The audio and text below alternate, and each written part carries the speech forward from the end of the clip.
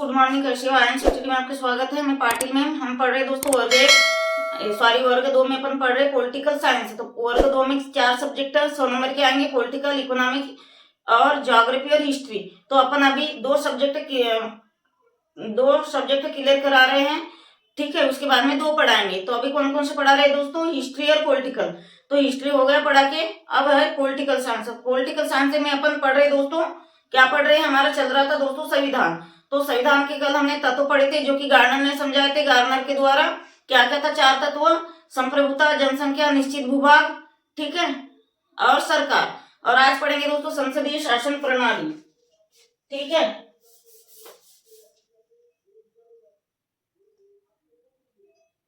आज पढ़ेंगे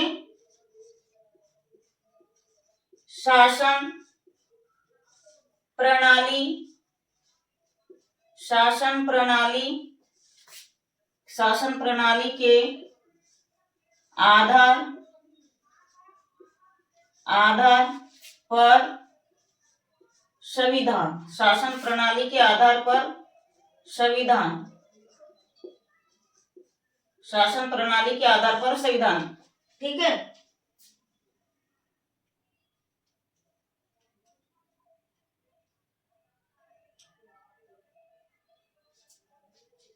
pen change कर लेते हैं।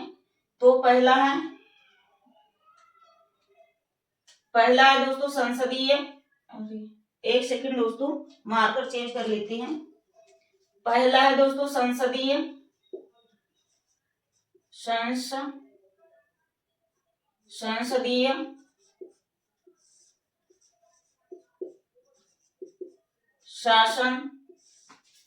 प्रणाली। संसदीय शासन प्रणाली। संघीय, दूसरा है संघीय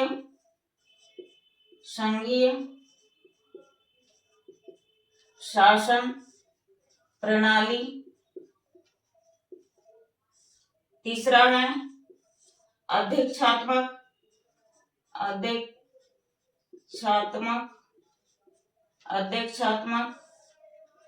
शासन प्रणाली। और चौथा है लास्ट एकात्मक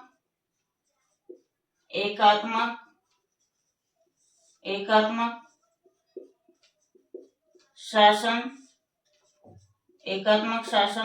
प्रणाली। एकात्मक शासन प्रणाली।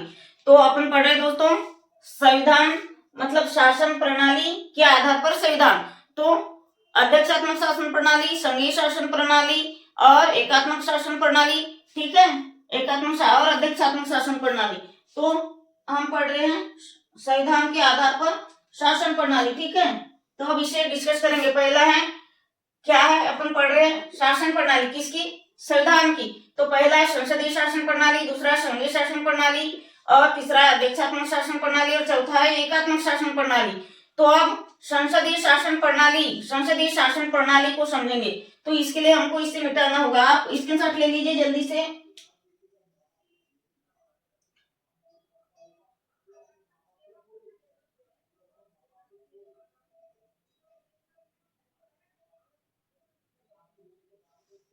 हो गया, इतना मिटा देते, ठीक है। अपन संसदीय शासन प्रणाली को समझेंगे। तो संसदीय शासन प्रणाली के बारे में अपन लिखेंगे, ठीक है। संसदीय शासन प्रणाली क्या है दोस्तों?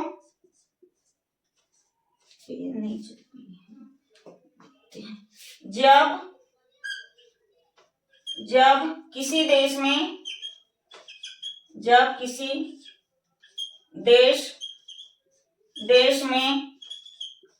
देश में संसदीय मतलब संपूर्ण शासन लिखेंगे, ठीक है।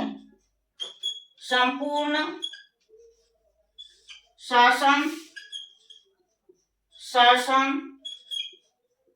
सदस्य के आधार पर होता हो। मतलब जनता चुनती है। किसे चुनती है? कोष्टक में लिख लेते हैं। जनता जनता द्वारा द्वारा चुने गए जनता द्वारा चुने गए संसद। ठीक है, जनता द्वारा चुने गए संसद। तो संसदीय शासन प्रणाली कहाँ है दोस्तों? संसदीय शासन प्रणाली भारत और ब्रिटेन में है। ठीक है, इसका एग्जाम्पल क्या रहेगा? एग्जाम्पल है संसदीय शासन प्रणाली कहाँ पे है? तो भारत और संसदीय शासन प्रणाली दो जगह पे है दोस्तों, भारत और ब्रिटेन। ध्यान से समझिएगा, बहुत महत्वपूर्ण टॉपिक है। यहाँ से भी 2-4 क्वेश्चन बनते हैं, कोई भी एग्जाम, चाहे वर्ग 2 हो, वर्ग 1 हो, कोई कंपटीशन हो, ठीक है, पटवारी हो, जेल प्रभारी हो, एमपीएसआई, जो भी एग्जाम हो, ये तो संविधान के क्वेश्चन सभी एग्जाम में आते हैं। ठीक है, दिख रहा है नहीं? एक बार चेक कर लेते हैं। और इसमें लिखेंगे दोस्तों भारत का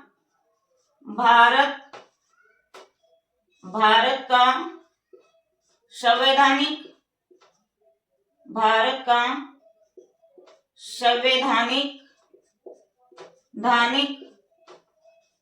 और इसमें लिखेंगे भारत का प्रमुख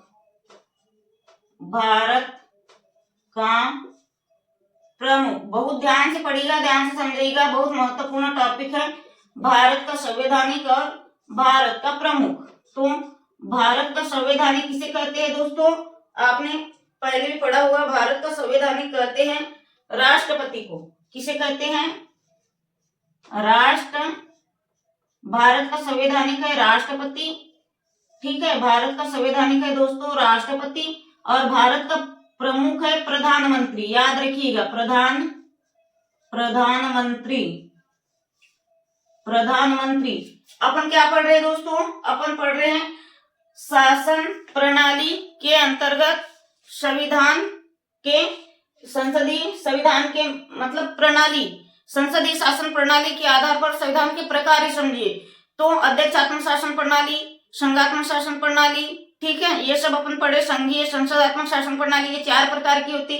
कल हमने राज्य के 4 तत्व समझाए थे, तो अब थोड़ा समझ लेते हैं। ये संसदीय, सबसे महत्वपूर्ण तो यही है। संसदीय क्या है दोस्तों? संसदीय बोले तो जनता द्वारा चुने गए सदन में जो सदस्य होते, समझेंगे। ठीक है, क्या होता है? जब किसी देश में संपूर्ण शासन सदस्य के आधार पर होता है। जैसे एग्जाम मतलब पोस्टर में लिख दिए हैं जनता द्वारा चुने गए संसद, ये होता है जनता द्वारा चुने गए संसद। तो संसदीय शासन प्रणाली तो कहाँ है? एग्जाम्पल भारत और ब्रिटेन में है। और भारत का संवैधानिक कौन है दोस्तों? तो राष्ट्रपति। भारत का प्रमुख कौन है? तो प्रधानमंत्री। याद रखिएगा, भारत का संवैधानिक कौन है दोस्तों? तो राष्ट्रपति है, भारत का प्रमुख है प्रधानमंत्री। इतना जल्दी से स्क्रीनशॉट कर लीजिए। ठीक है, हो गया। चैनल को लाइक करिएगा दोस्तों, बहुत अच्छी क्लास दे रहे हैं, सब्सक्राइब करिएगा। अब हमने पढ़े संसदीय शासन प्रणाली। संसदीय शासन प्रणाली में सदस्य के द्वारा पूरा काम होता है। संसदीय शासन प्रणाली कहाँ है? 2 जगह पे, भारत और ब्रिटेन में। संसदीय शासन प्रणाली के आधार पर, संवैधानिक आधार पर राष्ट्रपति होता है, प्रमुख है प्रधानमंत्री। ठीक है, अब पढ़ेंगे अध्यक्षीय। अब दूसरा है दोस्तों अध्यक्षीय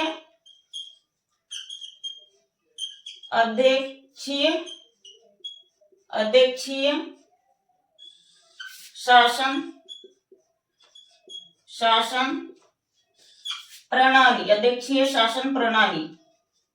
अध्यक्षीय शासन प्रणाली। ठीक है, अध्यक्षीय शासन प्रणाली।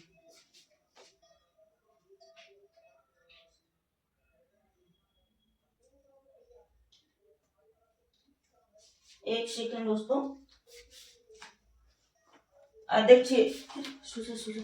अध्यक्षीय शासन प्रणाली, यह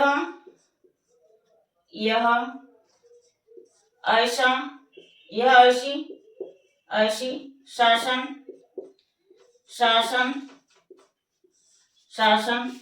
प्रणाली, यह ऐसी शासन प्रणाली होती है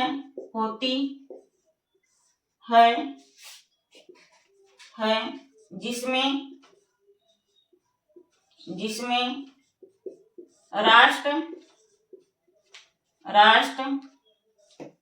का प्रमुख अध्यक्ष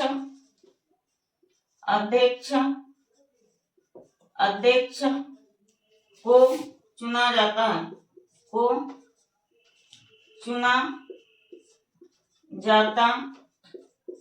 अब दूसरे पेन से एग्जाम्पल लिख लेंगे। इसका एग्जाम्पल है रशिया और भारत। ठीक है, दूसरे लाइन से अपन एग्जाम्पल लिखते हैं।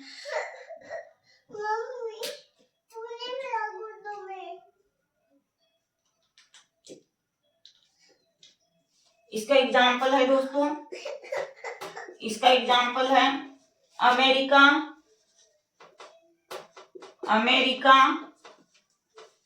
अमेरिका और दूसरा है एग्जाम्पल रशिया, रूस।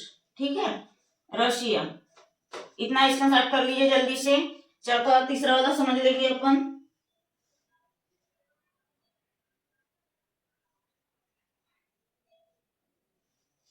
जल्दी से इसके साथ ले लीजिए दोस्तों।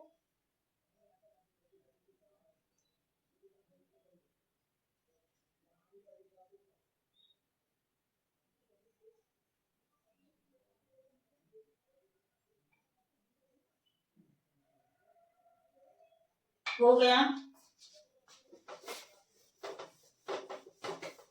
चैनल को दोस्तों लाइक करिएगा, सब्सक्राइब करिएगा और ऐसी क्लास हम देते रहेंगे। अब है तीसरा है संघात्मक शासन प्रणाली। ठीक है, अब लिखेंगे तीसरा है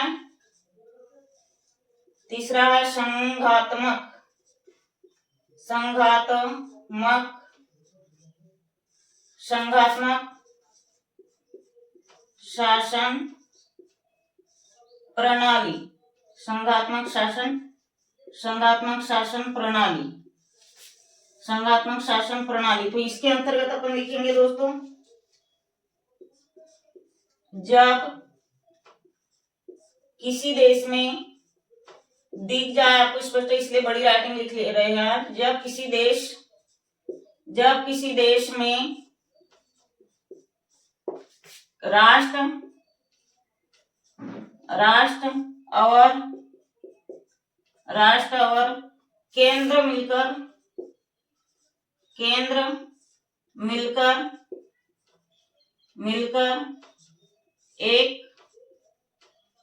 एक संघ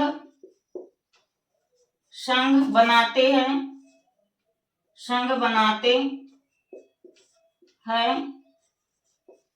इसी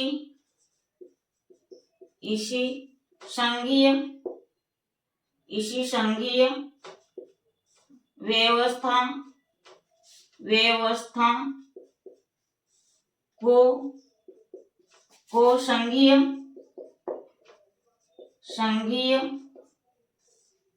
को संघीय शासन प्रणाली कहा जाता है। आ गया समझ में? प्रणाली कहा जाता है। इसका एग्जाम्पल है दोस्तों भारत। ठीक है, भारत में संघीय शासन प्रणाली है, संघात्मक शासन प्रणाली है। इसका एग्जाम्पल होगा तो भारत। ठीक है, भारत नीचे लिख रहे हैं, बड़े से राइटिंग में लिख दिए। अब समझते हैं अपन क्या पढ़ रहे हैं दोस्तों, संघात्मक शासन प्रणाली। संघात्मक शासन प्रणाली क्या है? जब किसी देश में राष्ट्र और दोनों मिलकर क्या बनाते हैं, एक संघ का निर्माण करते, एक समूह बनाते, तो इसी संघीय व्यवस्था को संघीय शासन प्रणाली कहा जाता है। तो इसका एग्जाम्पल है भारत। संघीय शासन प्रणाली क्या है? जब किसी देश में राष्ट्र और केंद्र दोनों मिलकर एक समूह बनाते, एक संघ बनाते, एक संगठन बनाते, तो इसी समुदाय को क्या कहा जाता है संविधान में? संघीय शासन प्रणाली। तो संघीय शासन प्रणाली कहाँ है दोस्तों? एग्जाम्पल भारत। इतना स्क्रीनशॉट कर लीजिए जल्दी से।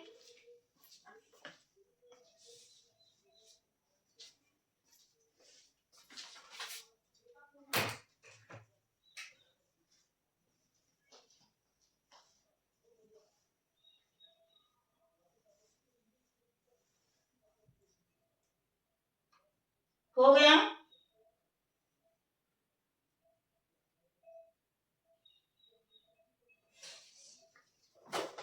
अब लिखेंगे एकात्मक शासन प्रणाली, लास्ट है। ठीक है,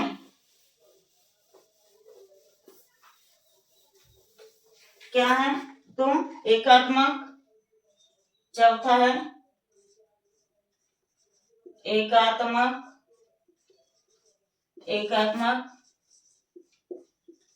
शासन, एकात्मक शासन प्रणाली, एकात्मक शासन प्रणाली। ठीक है, एकात्मक शासन प्रणाली।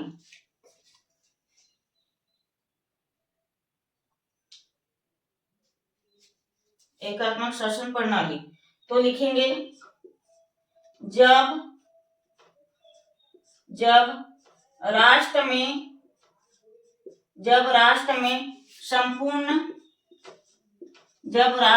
संपूर्ण शक्तियां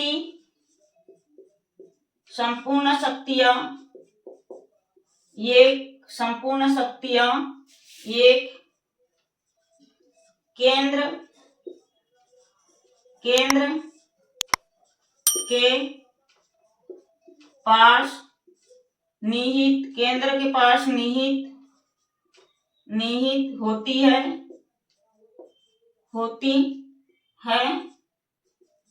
उसे एकात्मक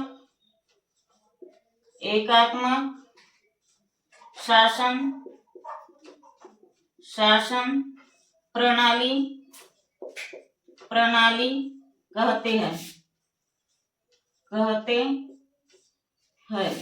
मतलब एक में निहित होती है संपूर्ण शक्तियां। इसमें आपातकालीन के दौरान,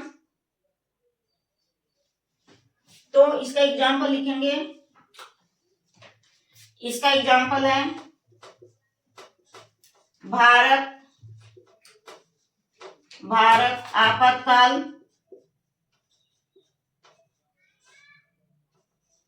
आपातकाल में, एक सेकंड, आज पेन से नीचे से लिखा गया नहीं, चेक कर लेते हैं।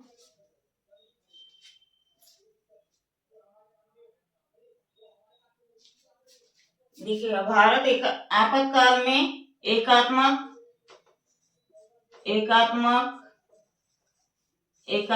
प्रणाली हो जाता है। तो अपन थोड़ा समझते हैं। अपन पढ़ रहे दोस्तों, शासन प्रणाली के आधार पर संविधान की प्रमुख प्रणालियां। तो एकात्मक शासन प्रणाली क्या है? जब राष्ट्र संपूर्ण शक्तियां, जब राष्ट्र की, यहां लिखेंगे, जब राष्ट्र की संपूर्ण शक्तियां केंद्र के पास में क्या हो, निहित होती है, उसे एकात्मक शासन प्रणाली कहते हैं। और एक कब काम आता है? भारत आपातकाल में एकात्मक प्रणाली है। भारत में आपातकाल में एकात्मक प्रणाली काम आ जाती है। ठीक है, मतलब एकात्मक यानी एक गुट होना, राष्ट्र और केंद्र का पूरा एक गुट होना। ठीक है, तो इसका एग्जाम्पल है भारत। आपातकाल के दौरान राष्ट्र का और केंद्र का एक प्रमुख केंद्र बिंदु भारत को माना जाता है। ठीक है, मतलब एकात्मक एक गुट होता है। इतना स्क्रीनशॉट कर लीजिए जल्दी से।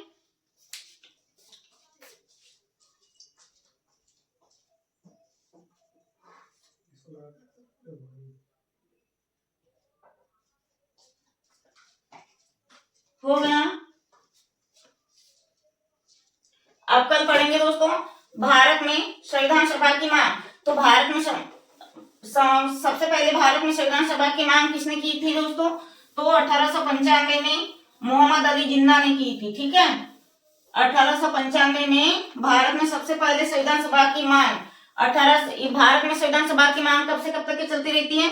1895 से 1947 तक। तो भारत में संविधान सभा का मांग का लक्ष्य सबसे पहले किसने रखा था? 1895 में मोहम्मद अली जिन्ना ने। उसके बाद में क्या रखा था? हरिजन पत्रिका के द्वारा 1922 में महात्मा गांधी ने। उसके बाद 1924 में, उसके बाद क्या रखा था? अपना प्रस्ताव रखा था मोतीलाल नेहरू ने। कल अपन पढ़ेंगे संविधान सभा की प्रमुख मांगे, मतलब संविधान सभा बनाने के लिए इसकी मांग क्या क्या थी। तो सबसे पहले ये पढ़ेंगे, मोहम्मद अली जिन्ना ने 1895 में सबसे पहले संविधान सभा की मांग की। तो 1895 से 1947 तक ये चलते रहता है। मोहम्मद अली जिन्ना ने सबसे पहले संविधान सभा की मांग 1895 में की थी। उसके बाद में महात्मा गांधी ने 1922 में हरिजन पत्रिका लिखी। और फिर उसके बाद में 1924 में क्या करता है मोतीलाल नेहरू अपना उद्देश्य प्रस्ताव पास करता है, उद्देश्य प्रस्ताव रखता है। किसके लिए उद्देश्य प्रस्ताव रखता है दोस्तों? संविधान सभा की मांग के लिए। तो दोस्तों चैनल को सब्सक्राइब करिए। सबसे पहले तो जितने भी मेरे भाई बहन लोग देख रहे हो प्लीज मेरे चैनल को सब्सक्राइब करिए और लाइक करिए, शेयर करिएगा। हम ऐसी रोज क्लास देंगे आपको, डेली थ्योरिकल क्लास देंगे और एमसीक्यू भी लाएंगे। इसकी जब थ्योरी ज्यादा हो जाएगी तो अपन पूरा वर्ग 2 का सोशल साइंस का कंटेंट पूरा कर देंगे, ठीक है। और ये सीटीईटी के लिए भी काम आएगी। सीटीईटी और वर्ग 2 के लिए बहुत महत्वपूर्ण क्लास है। तो दोस्तों आज के लिए इतना ही। धन्यवाद, जय हिंद।